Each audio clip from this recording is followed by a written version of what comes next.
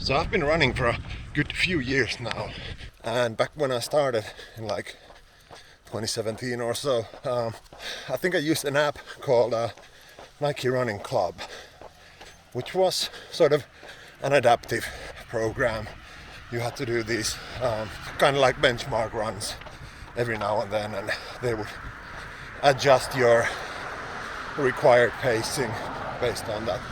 I think it was something like that. Like, it was a good one, it was free, and it worked. It got me through my first ever half marathon. So, no complaints. And also, having worked in restaurant industry and, retail and whatnot, I had been spending time on my feet for the most of my adult life, Every working day was me on my feet, and I also walked to work pretty much every day. So even though I hadn't run and I couldn't run and I wasn't a fast runner, nor am I today, I was able to stay on my feet. I was able to walk good distances. So therefore, progressing into running wasn't that big of a leap. But I know that's not the case with everyone. So if I were to start all over, I would still find a program or a coach or an app to help me through. But I would make sure I complement my runs with other types of training that, in my mind, aid me in my running journey. And even now, when I'm no longer a beginner,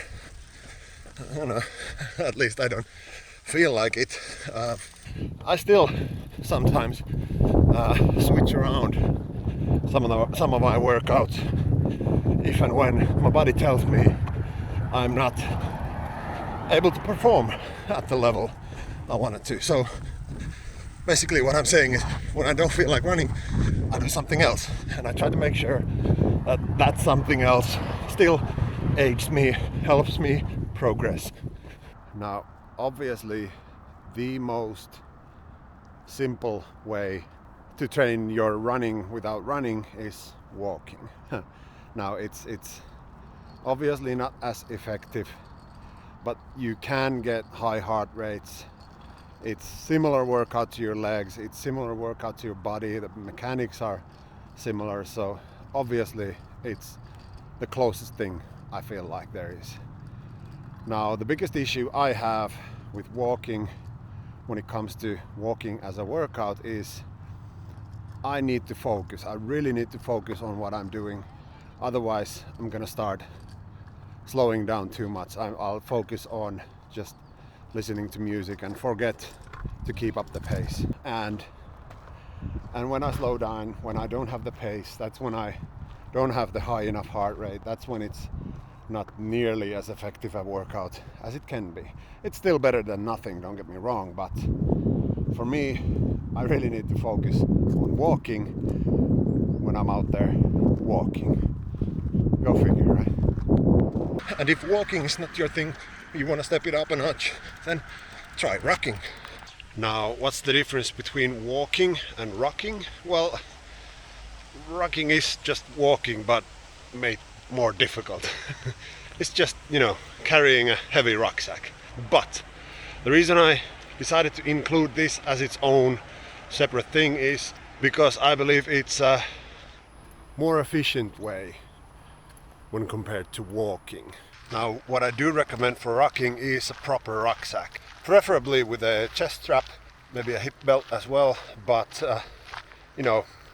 if all else fails, just any old backpack will do. And what you do is you load it up with weight and go out for a walk. Now, it's the same as it was with walking. You can control how straining it is by controlling your pace and obviously the load. But the key difference is it's never going to be as easy as just plain old walking. And my go-to is the exact same thing I'm doing right now. I'm hauling groceries. Now, I just hit the shops, but what I'm going to do is I'm going to take a bit of a longer route to get back home whilst carrying all that stuff. Now, it doesn't require too much time. I'm going to do like 1 or 2 kilometers, somewhere there. But because of the added weight, it's going to be way more straining than just walking. Now obviously rocking alone won't make you a faster runner. Running does, but it's a great tool to have when you're in a situation where you can't or won't go for a run. And the best part is if you happen to zone out whilst listening to music and your pace slows down, when you're carrying a heavy ass backpack with you, it's not going to be that easy to begin with. So, moderating your pace is not as important as it is with walking. Now, some would argue there's an added benefit of having to keep your core activated. I don't know. Every time I carry a backpack, it's not my abs that hurt, it's everything else. Oh, and one last thing. The funny part about rocking is it's after a certain point it's also a mental exercise, because when it starts sucking, it really does suck, because what you're doing is the easiest way of carrying that bag.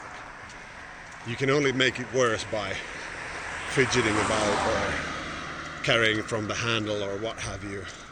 So the only options you have is drop that shit somewhere, let it be, or keep carrying it, get back home, finish your ruck. And one great thing to do, which is not running, but in my mind helps me with my running, is, well, cycling.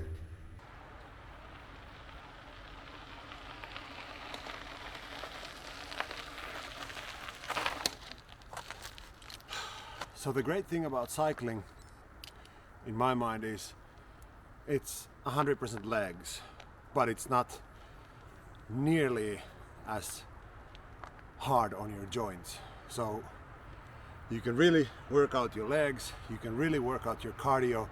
There's no pounding, there's not nearly as much stress on any of your joints, unless you do it the way I do, which is you don't have your bike set up for you. So especially since it's been quite a while since I last rode, my wrists are not really enjoying leaning too heavily on them instead of being straight, and the little things you need to tweak in order to make it extra special. But all in all, way more easier for you than running. Now the sucky part about cycling is I haven't ridden my bike in almost a year. All I did was like 7.5k, like 25 minutes or so. But my dear old derriere is toast. So it's gonna take a while to adjust, but it's still worth it. It most definitely is. 999 and 1,000. Now obviously one great thing to help you on your running journey, whether you're on it or just starting it, is strength and conditioning. Now, will it make you faster? Not in the same way as running will, but it will most definitely make the journey easier. And it's not about maximum strength necessarily. It's about the smaller muscles, the support muscles that help you keep your form and help you run for longer, or at least longer time, in the sense that you're not breaking up. And also, being fast is important, but big biceps are importanter. And basically just about anything that gets your heart rate going or gets you outside, makes you stay more active, be more active, all of that helps you achieving that running goal you have. Now of course, I personally believe that, say, skydiving might not aid you as much as golfing, but to each their own. Whatever tickles your fancy, or however you say. as long as you go out for it, then you go get them.